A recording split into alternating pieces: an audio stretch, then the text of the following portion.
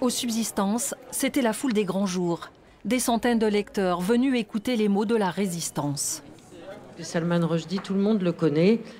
Bien involontairement, son nom est devenu l'expression de l'intolérance. Depuis 1989, Salman Rushdie vit sous la menace d'une fatwa. Mais dans son quotidien, c'est un chapitre terminé. Aujourd'hui, il a la liberté du survivant. Son dernier livre est un clin d'œil aux 1001 nuits, l'imaginaire pour décrire les dérives du monde contemporain. Que ce soit Karl Marx ou Mahomet, quand le texte est revendiqué comme sacré, comme une explication sans faille, comme une vérité, ça devient dangereux. Comme dans les autres ouvrages, la richesse de sa langue séduit un large public. Dans 2 ans, 8 mois et 28 nuits, il dénonce notamment les sociétés anesthésiées par le retour du religieux. La religion, c'est mieux qu'elle reste en dehors de l'espace public, car elle envahit tout. L'approche française, qui est de garder un État vigilant, laïque, me paraît juste.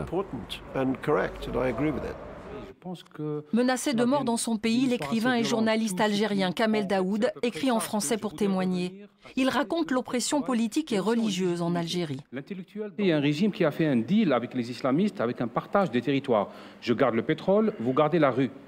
Et les deux gagnent, parce que les islamistes croient qu'ils gagnent du temps en attendant la République islamique qui va arriver.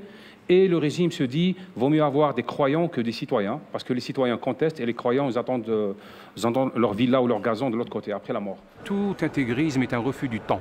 On n'arrive pas à endosser le présent, la responsabilité du monde, alors on remonte vers la souche, on remonte vers le salaf, on remonte vers le royaume d'autrefois, on remonte vers la terre sacrée, etc. C'est parce qu'il y a une incapacité à assumer le monde et le poids du monde.